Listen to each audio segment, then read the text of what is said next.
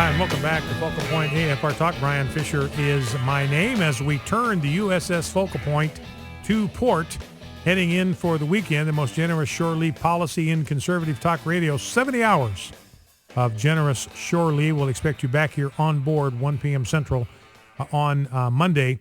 You know, we've talked about this before, that the gay Gestapo, that's Tammy Bruce's term. I used it for years. She's picked it up. I don't know if she got it from me or came up with it herself, but the gay Gestapo is systematically trying to terminate the possibility of Christians being involved in certain professions.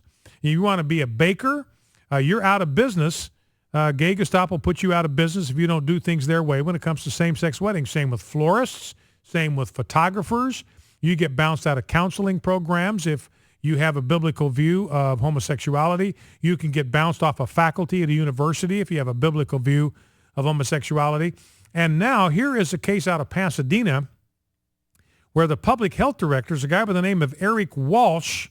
They've gone after this guy because he is an associate pastor at a Seventh-day Adventist church, and some of his sermons are online. And it turns out he believes what the Bible teaches about homosexuality, and he believes what the Bible teaches about creation. In other words, he believes Genesis 1:1, and he believes the words of Jesus in Matthew 19. He believes that the universe did not come into being through evolution, but God created it. That's what he believes. And he's preached it in these sermons. He believes that marriage is a union of one man and one woman, just as Jesus taught in the days of his flesh, just as God taught in Genesis chapter 2. Now, he has been suspended.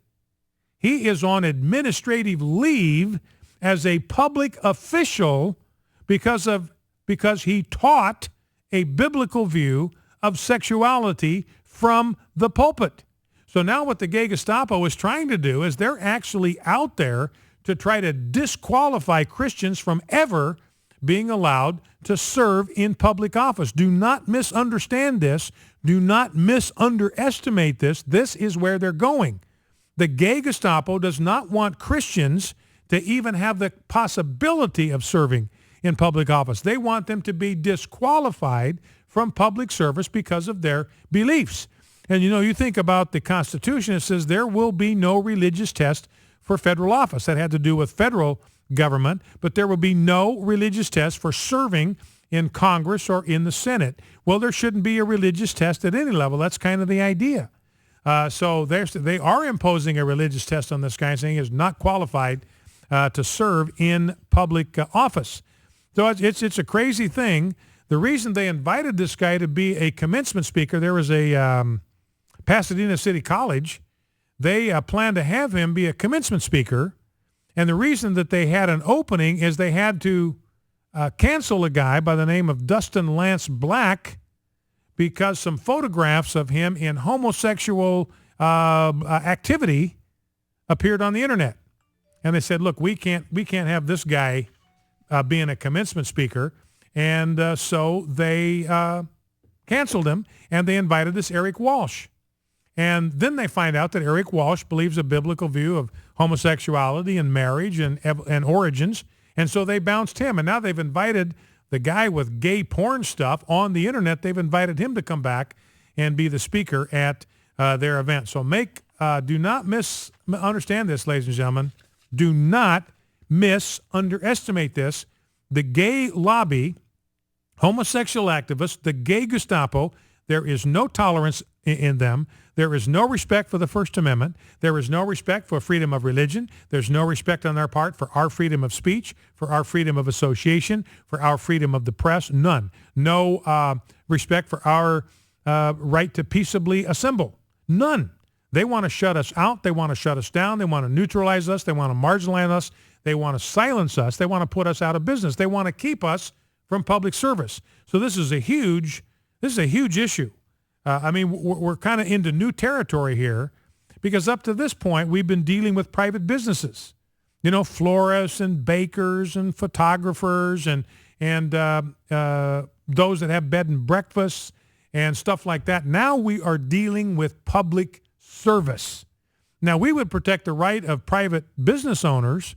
We think they ought to have the right to make whatever decisions they want to make with regard to personnel. We would support that. If we think they made a bad decision like they did with Brendan Eich, then we're going to make our voice heard. We're going to criticize them for that because it's wrong and it's dangerous. But we're going to say, look, if they want to do that, then they have the right to do it. We want to have the right to hire people that are going to represent our values, and we want to protect that right for other people. But if they make a decision that is bad and is morally wrong, then we're going to criticize it. But here, public service is a whole different deal. We're no longer dealing with the private personnel policies of a company. Now here, clips 15 and 16, this is a homosexual running it for office in California. His name is Gary DeMaio, and he is running as a conservative. This guy is an out, loud, and proud homosexual, but he's running for public office as a Republican. Now, we've often made the point that there is no tolerance in the homosexual lobby. None. Zero. Zip. They claim to be all about tolerance, but they are absolutely intolerant toward anybody who disagrees with them. And this homosexual Republican is finding that out the hard way because the attacks he's getting as a candidate for public office are coming from what he thought were his friends in the homosexual community. Here's clip 15. Let's listen. So you say it's not the conservatives, social conservatives who are giving you a hard time, but the Democrats. Tell me. Well, we do have some social conservatives giving us a hard time, but we're finding a lot more acceptance and tolerance and support from those on the socially conservative side of the spectrum than we are from progressive Democrats. So where we're finding acceptance and tolerance and support? We're finding it from social conservatives. We're finding tolerance and acceptance and support from people that the gay lobby wants to think are nothing but raving, salivating, homophobic bigots. He says that's where I'm finding tolerance and acceptance, not finding it from my liberal friends. Here is clip 16, second soundbite. Give me an example of how the Democrats have discriminated against you based on your sexual orientation. Well, we've seen that attacks are coming at my campaign. When I ran for mayor, for example, Bob Filner, what KPBS said, gay baited in his campaign by attacking my partner in numerous press conferences. He had a lot of just nerve to point doing out the that. fact We that I all was know, gay. I should say it very sarcastically, we all know about Bob Filner, so he had a lot of nerve attacking anybody. But go ahead.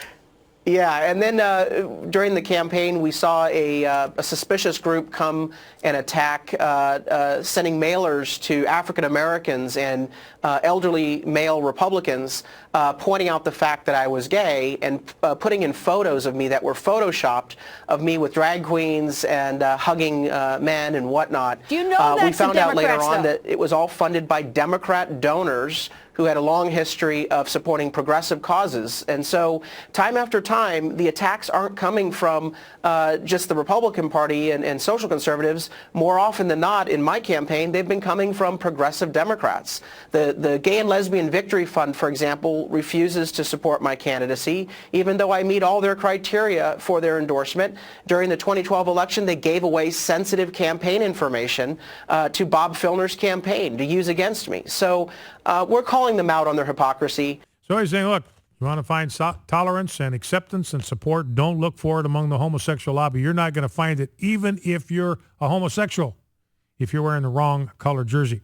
Well, let's go to the phones. Let's go to Sells in Beau, Louisiana. Sells, welcome. What's on your mind? Hey, thanks to you, Wesley, Brian, for taking my call. You're welcome. I got sidetracked there from the purpose of my call, talking about Gary DeMaio. I had Gary DeMaio as a roommate. I don't know if it's the same one or not, but I'm curious. For a roommate in North Hollywood for a while, and there was no indication that he was homosexual that I knew of. So I had nothing to do with that. But anyway. That's interesting. Now, did he show an interest in political life at that time? No, he was sort of like in with the almost like the mafia or whatever, parking lot attendants and those kind of things. Now he looked to me. I don't know what his age is. He looked to me like he was maybe in his late 30s. Would that fit with the time frame for you? No, that's what I'm saying. It could be a different Gary DeMaio. Yeah. All right. Well, go ahead and tell me what's on your mind. Yeah, I just wanted to, I mean, that's the problem with Obama is that he has leprosy, and the Word of God relates leprosy to sin. And he's infecting everybody that he touches, just like the lepers did. And the only person who cured leprosy was Jesus, that Jesus touched. So unless he turns towards Jesus, it's just going to get worse with him. And now, are you using leprosy in kind of a metaphoric sense of some sort of cancer that he's got that's kind of spiritual? It's soulish, it's psychological, and he's infecting the people around him. Is that the idea? Well, right, yeah. I didn't understand, like in Leviticus, so much about lepers and mildew. But you're not talking about a biological condition. You're talking about the kind of values that he holds. Well, it's going to start showing. Like I was telling my wife this morning, that he's going to turn into a white man, and it isn't Caucasian. It's white with leprosy, and she said, "Well, he's already half white." I said, "Oh, I kind of like." No, so you are talking about what you believe to be as a physical condition. Now, that you're talking about an actual physical condition you think that he has and is going to manifest. Am I hearing you right on that? Well, yeah, it's manifesting itself more and more, and now you're actually claiming that you're seeing this.